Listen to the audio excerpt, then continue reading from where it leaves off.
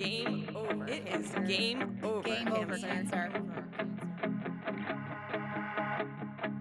I'm Val Solomon, Director of Program Impact at Cannonball Kids Cancer Foundation. And I'm Dana Nichols, Executive Director of CKC. Game Over, Cancer, a podcast dedicated to exploring conversations about pediatric cancer research, solutions, and inspiring family stories. We're a nonprofit dedicated to creating innovative treatment options for kids fighting cancer and educating for change. By creating a space for these conversations, we empower the community to take action and provide tangible hope. Game over, cancer. Screw you, cancer.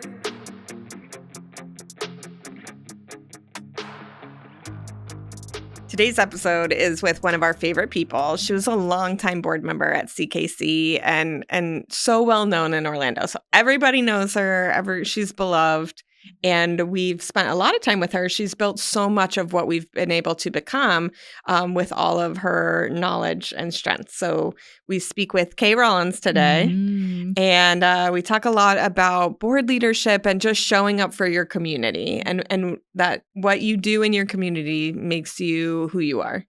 Yeah. And, being a good neighbor and, trying to figure out how to become a part of the community, but also improve it around you, and just doing that over time, I think is what stands out to me most about the conversation. Really, how the things your values and your culture then becoming your reputation and then carrying farther than you can. So she talks a lot about, showing up in community, but also when you consistently show up, what does that do when you're not there too, right? So that was really, really great insights from a really wonderful woman. So we hope you enjoyed this episode. She's the founder of Orlando City and Orlando Pride, National Soccer League teams here in Florida.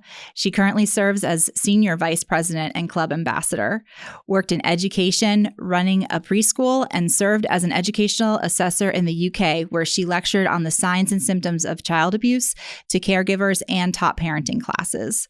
She's a board member for several initiatives empowering women and children across Central Florida. In fact, she just rolled off of CKC's board after, 10 years of dedicated service.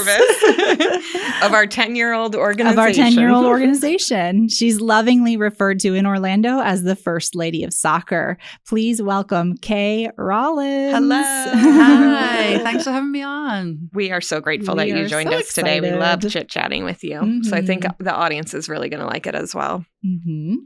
And I think the first thing we wanted to ask you about, since as we're recording this, it is September, and MLS has a Kick Childhood Cancer campaign where teams have a game each September where they're really focused on educating about the impact of childhood cancer in the local communities. Can you tell us some of your favorite or most impactful parts of that campaign? You've seen that grow over the years. Yeah, and I feel like we're still the only league that focuses on pediatric cancer. And so for teams, it means for the month of September, the goal nets are yellow or gold, the flags, the players come out in special warm-up jerseys that we usually then auction and give the money, obviously, to childhood cancer. But I think for us, it obviously goes deeper than that. And we have this obviously great relationship with Orlando Health and Arnold Palmer. And so we do a fantasy camp at the stadium. So we invite families to come, kids who are going through treatment. They come and spend some time at the stadium. They get to sign a contract as though they're a player. They get out on the pitch. They get to hang out with the players and do some fun drills. And then we recognize them on the field at a game. It's always a very poignant moment, because very often between that happening, the camp happening, and the game, we lose one of the children. Mm-hmm. And it's going to make me choke up even talking about it. But we always have a jersey with their name on, and we still show that. But it's it's for everyone, I think, a reminder of this is the reality of pediatric cancer. I think that's a really great way to illustrate something that I know I sense every time I'm at a match, which is, we're here to enjoy soccer, but we're also here because we're part of the community. And Orlando City and Orlando Pride have been very involved. And I think if we could point to it, that comes from you and the organization, as it comes along, right? It's established as there's going to be impact in the community as well. So can you talk a little bit about like maybe the early days and how the community impact piece sort of formulated early on? How did that get started? Yeah. So I think for me, when we started the team, that was always my kind of pillar, if you like, of the whole, obviously we want to play good soccer, we want to have fun, and we want to entertain. But how else can we make an impact in our mostly in our local community? That's where we focus. And so in the beginning, it was a lot of sending the players out into the community, making those connections. We all know that athletes and sports teams can, and we've seen it more and more and more now, have a voice, and to use it wisely. We don't obviously put our name to everything. But for us, it was especially the neighborhood that we're in. We're in what was and still is a mostly African-American neighborhood. And we just wanted to be good neighbors. And so that meant community meetings, working with local nonprofits like New Image, but just showing that we weren't just there to disrupt the neighborhood every Saturday night when there's a game, that we really want to work with them and find ways to be involved in that community and, show them in all kinds of different ways that we care.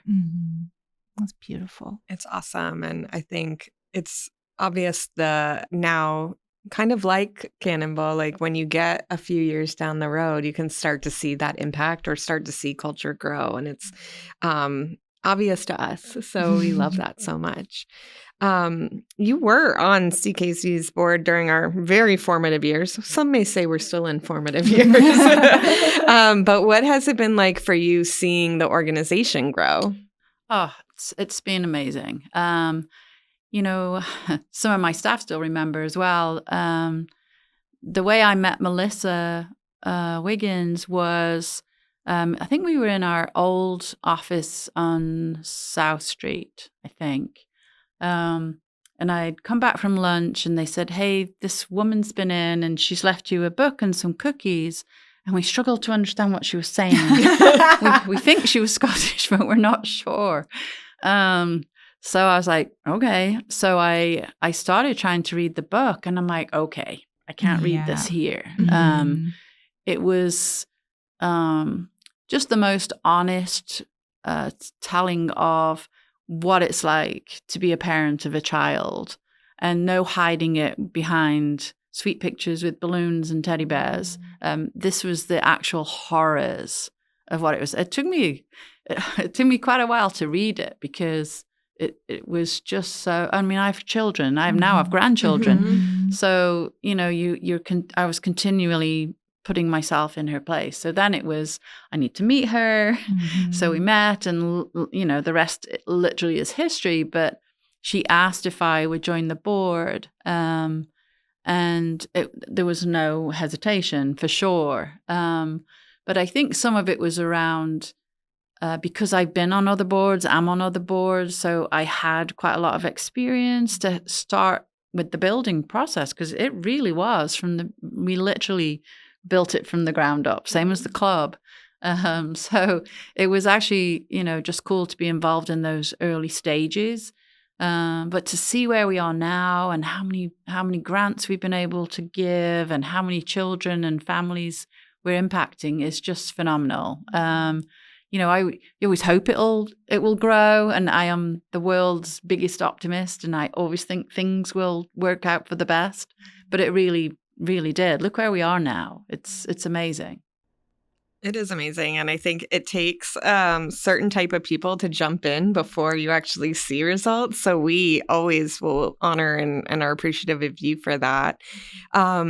If you have some like best memories of, my favorite times with CKC, we'd love to do a little greatest hits of sorts. I think some of the goal galas that we've had, gala, I never know if I'm speaking English or American. I interchange them. Yeah, I just, okay, fair enough. I think some of those memories have been amazing just because whenever you start an event, you're like, will anyone come? Yeah. And so, over the years, again, seeing how that's grown and, some of one of the fun ones was the one out at the airport. Mm-hmm.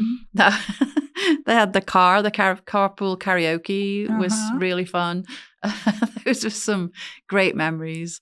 I also, there's been a few times where we've taken players and staff and we've done the Arnie's March. And obviously with Cannon, and I think him and the boys came all in their kilts, and which is really cute. So I think some of my best memories are the fact that so many people have now understand and are on board. So friends, organizations, who I'm like, you have to, you need to go. Like, this is important. Then they go and they get it.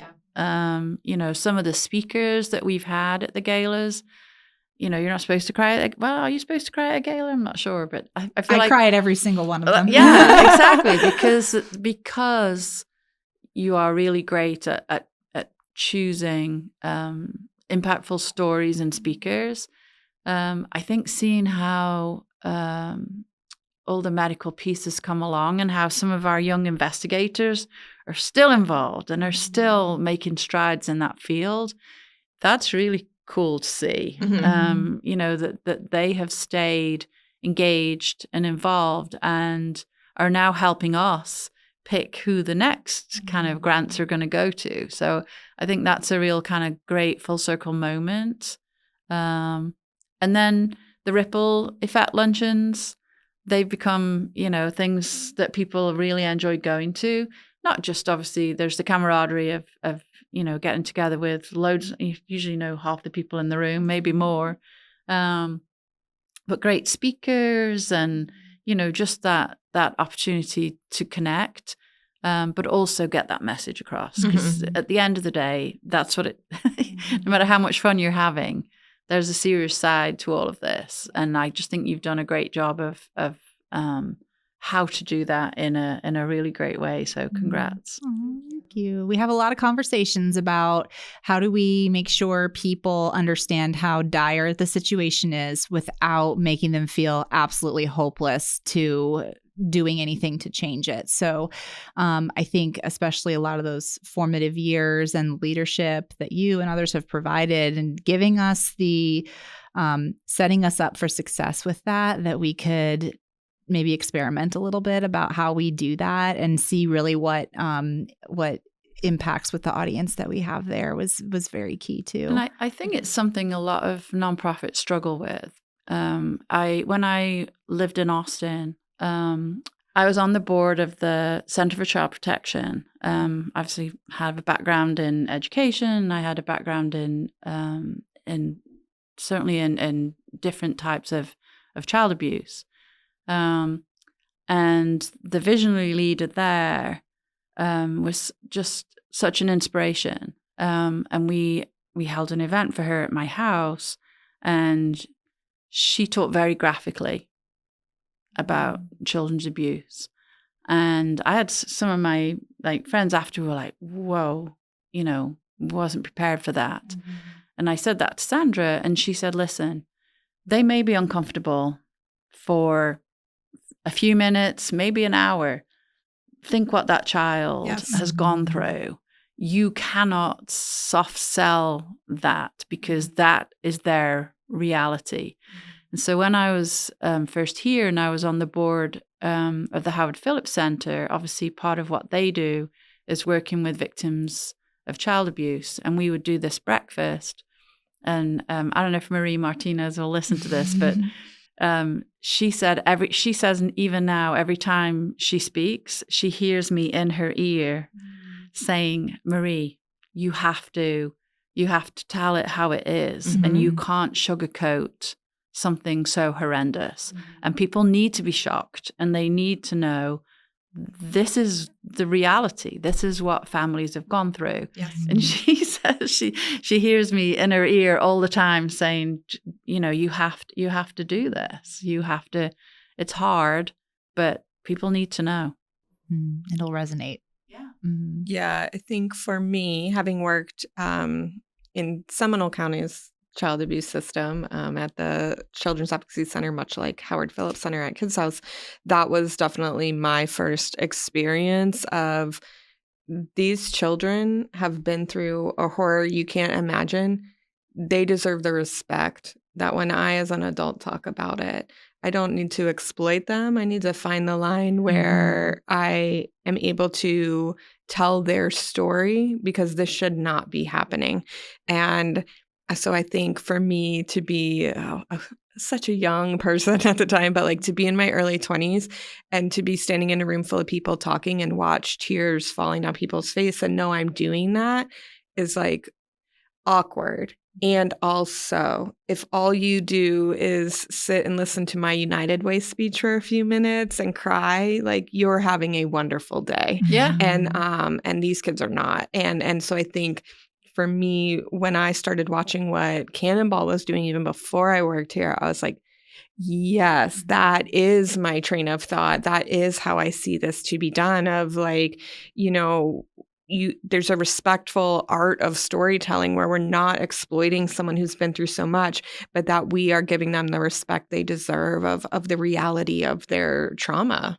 And it's really, really important. So I know for me, that was a huge selling point of coming here. Mm-hmm. But we acknowledge the awkwardness of like, come get dressed up and come to a gala, come to this luncheon. Mm-hmm. And yeah, like sometimes I think it's just literally acknowledging. I know I've said on stage a couple times, we know there's a tension here. Mm-hmm. We know this is hard to listen to, and we know you want to come have fun and do all this tonight, and we're going to do both.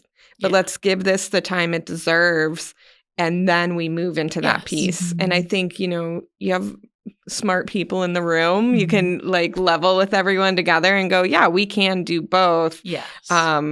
But if you walk away from one of our events and you don't understand what we do or what the problem is, then it really doesn't matter to me how beautiful of a gala we throw at all. Agree. And even one step further, if you don't feel a part of a solution, then I think that's really where nonprofits dealing with difficult missions that are hard for audiences to digest really need to focus time. Yeah. And it's something that we certainly give a lot of discussion to, which is this is the problem, and we are going to tell you and show you what it looks like.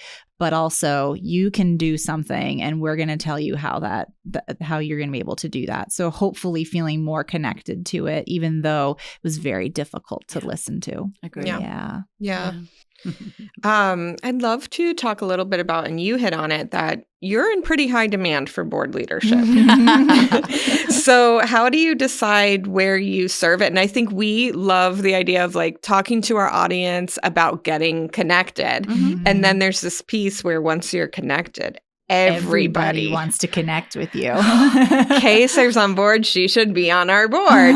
So how do you decide what boards to serve on as a starting point? And then and I think the other piece I'd love us to talk about is that you did transition off our board. We chatted about that a whole bunch about like, that's important too. Mm-hmm. Yeah, no. And I feel like I give this advice quite a lot because people do ask that. I think number one, you should have a passion for whichever board you're going to go on. Mm-hmm.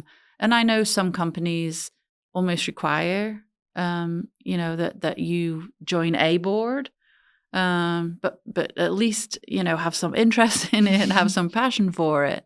And I'll give a shout out to one of the boards I am on, because they have an amazing tool on there, which is the Central Florida Foundation, which is cffound.org. They have nonprofit search on there. And so most of the local nonprofits have a profile on there. You have to update it every year. But it's a great way to browse, if you like, for a nonprofit. You can put in homelessness, and all the nonprofits that are on there that are in that space pop up. You can look at their vision, mission, values. You can look at their impact. You can look at their financial position. You can see who's on their board. Do they have plans for the future? What are those plans? What are they? And hopefully one of those will speak to you.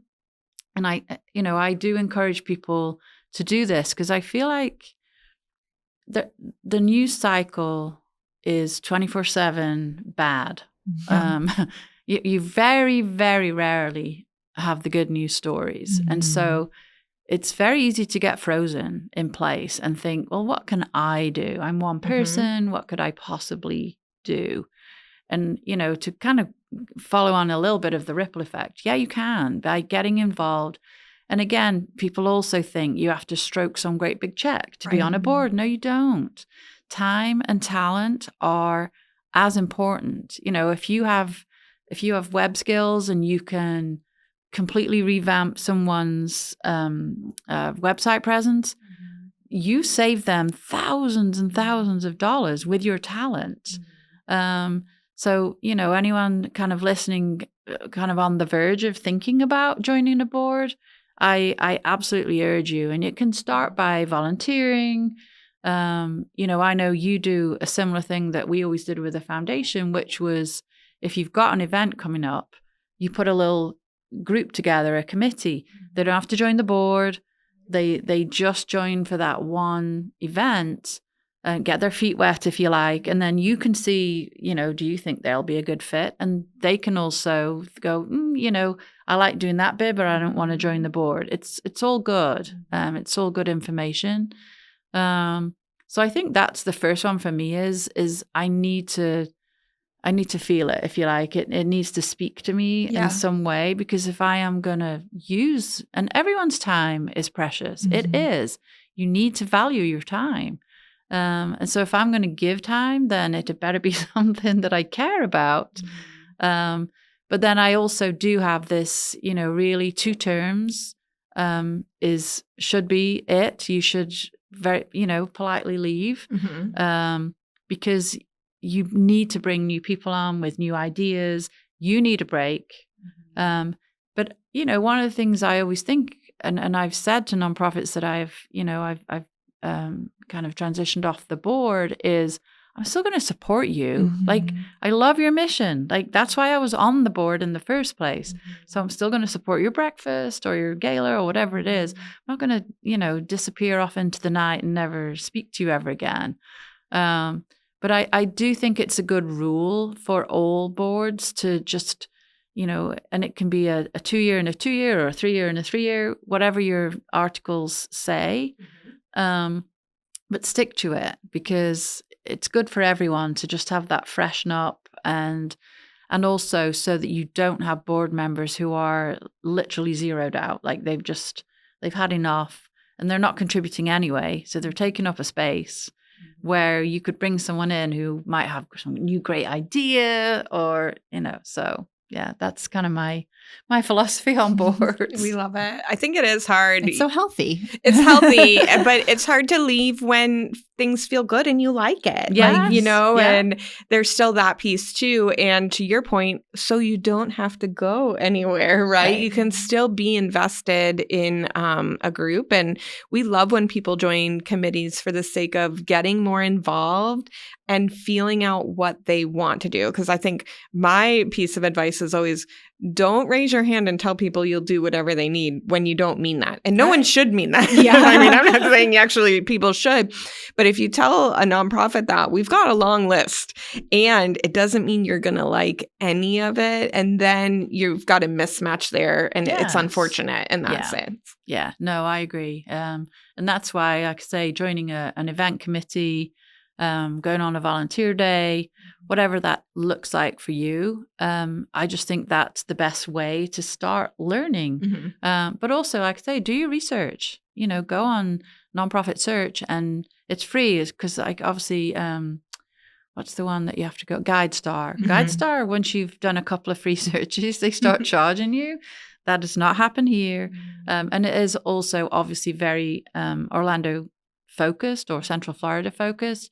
I know when we started the Orlando City Foundation back in the day, it was the best checklist ever because it probably took months to upload that very first profile because it would say, upload your conflict of interest policy. And I'd go, oh, We need one of those. we don't have one of those. Okay, Yes. we'll find one and we'll adopt it at the next meeting. So it was a wonderful checklist because then you feel like, okay, we are operating in a transparent and clear way, and everyone can see that. Now they can focus on what do we do? What impact are we having? How can I get involved? Yeah.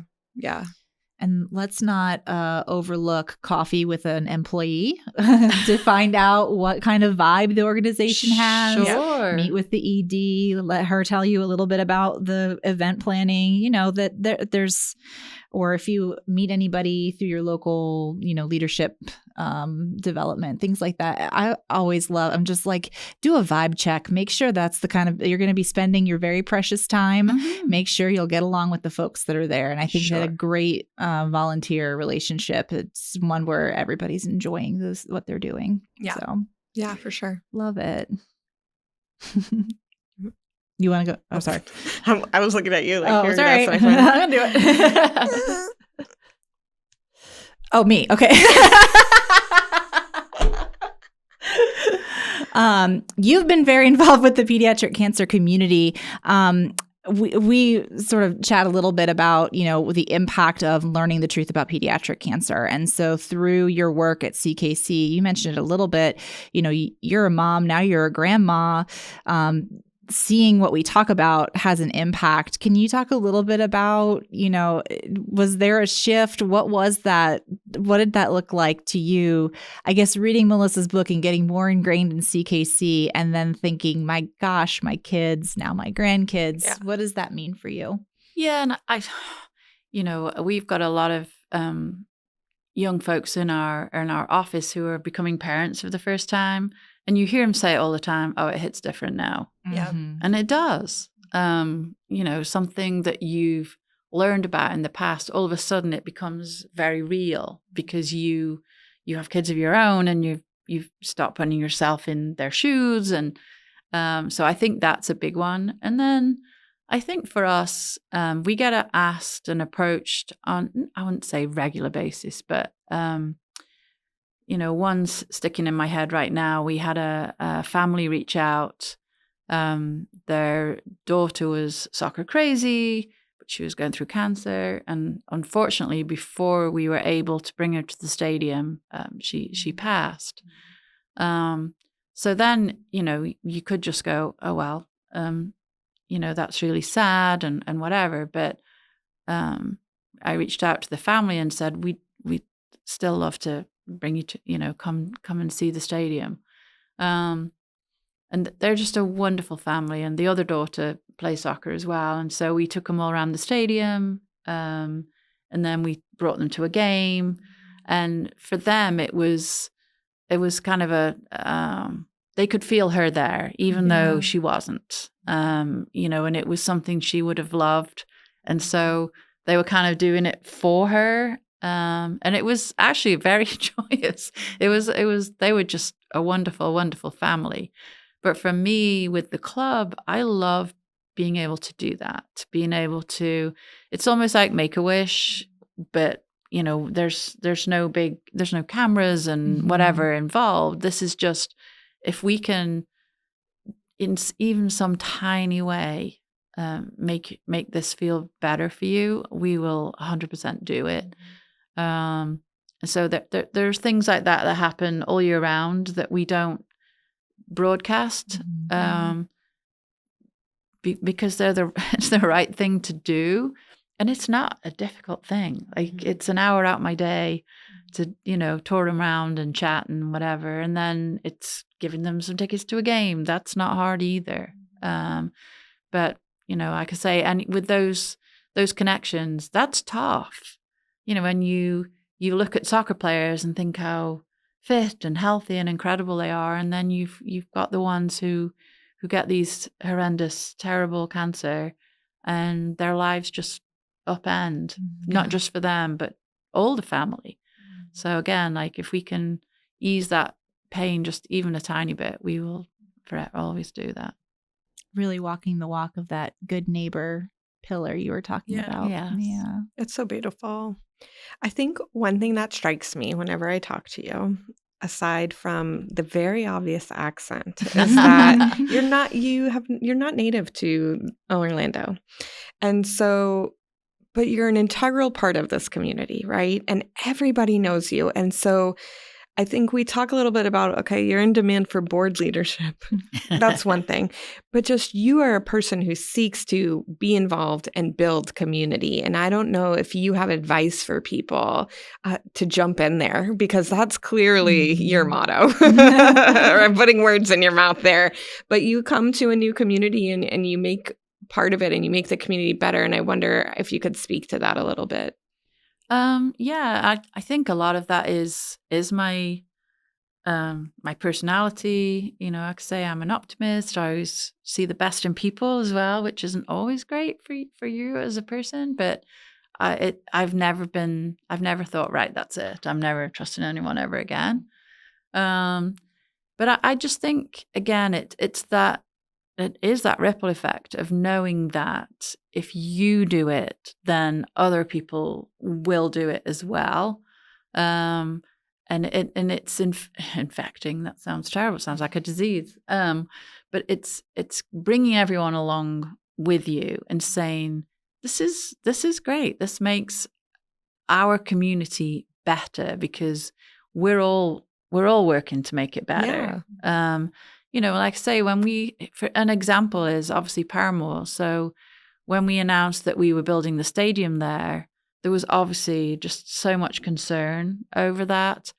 But I think what helped was, number one, we had already been working in Paramore for years before, like from the USL days when we were a minor league club in 2011 to 2014. So, we'd already been working with groups and people knew us in Paramore.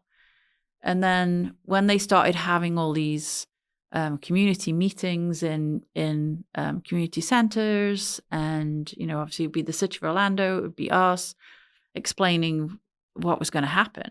I would always be there because, again, it was important for them to know that these are real people, that it's not just some nameless, faceless corporation that's coming in here. This is real people. And they are going to want to help in any way they can and mitigate any kind of circumstances, even things like hiring local people to work on building the stadium, encouraging our staff to eat locally at lunchtime. Like there's a bunch of amazing soul food restaurants around the stadium, like encouraging our staff to do that, to use local businesses when they can. The parking situation, apart from a couple of small lots that are ours, you park in people's yards, outside people's houses, and they make some extra money, and we have never wanted to interfere in that. Neither is the city. So I think it's just lots and lots of little things. But then what happens is then they become your advocates, on behalf of the club, because they'll go, oh no, Orlando City are great. They did this, or, we had this event and they donated this, whatever it is. It all kind of comes back on the club as that kind of warm, fuzzy feeling, if you like, of this is an organization that cares. They're not just, obviously we want to make money and we want to play well and we want to be entertaining and we want to fill the stadium. Of course we do. But we care. We care about where our stadium is. We care about where our two training facilities, the Orlando Pride are up in Seminole County and Orlando City are in Osceola. So we have that 3-county spread anyway. So again, it's making sure that we are out in those communities as well, so that they understand that this club cares. We love it so much. And I think everyone knows where to find you. But if people want to learn more about Orlando City and Orlando Pride, and they should, where do they go? I mean, the website's orlandocitysc.com, but we're on everything. And Orlando Pride obviously have their own Instagram, Facebook, Twitter. You should definitely come and watch the Pride right now. We are 20 games unbeaten. Yay. It's unbelievable. One of our players got nominated for the Ballon d'Or, which is like the world's best players. Marta's won it 6 times, and she plays here. I still can never quite believe that. But yeah, it's like World Player of the Year. So Barbara Banda from our Zambian player has been nominated, which is a massive honor. Yeah. And I just think the general. You keep seeing people at all different events now with everybody watches women's sports T-shirts on, and I love it. Yes. I think the Olympics was great. The Paralympics was amazing. But there was such a big focus on women's sports, and long may that reign. Yes. Little kind of side story here. Ilona Mar. Oh, yeah, Ilona Mar. Yeah. So she made that very impassioned plea at the Olympics and said, yeah, we've done great, but there's no funding. I don't know how we're going to keep this program going. And Michelle Kang, who owns the Washington Spirit in NWSL, just said, well, here's $4 million to keep you going. And I was just like, yes. Yes. Women supporting women. Yes. She has a team in France as well. Like she's incredible. And then we just signed, 2 sponsors to the Pride that are Pride only. And that very rarely happens. So, keep your eye on women's sports, because it is really kind of on this amazing trajectory right now. So we call it Jump on the Bandwagon, because it's Barbara Banda. But please jump on the bandwagon. We'd love to see you at the games. Yes, they are so much fun. They are so fun. We love it. And if you want to learn more about Cannonball, you can go to cannonballkidscancer.org. There's information about the research we fund and how you can make a donation and support what we do as well. That's right. If you're ready to be a part of Team CKC, please leave a podcast review. They help us educate for change. And, the normal stuff, like, share, and subscribe. Absolutely. So thank you for tuning in. We know we present a hard topic, and we appreciate you sticking with us and joining our fight. Until next time, I'm Dana Nichols. I'm Val Solomon. And we are so grateful you joined us, Kay. And we'll see Kay. See you later. Join us as we transform fear into courage and turn adversity into opportunities for change. If you want to be involved in the conversations that create change in the world of pediatric cancer, take a moment, share, like, and subscribe.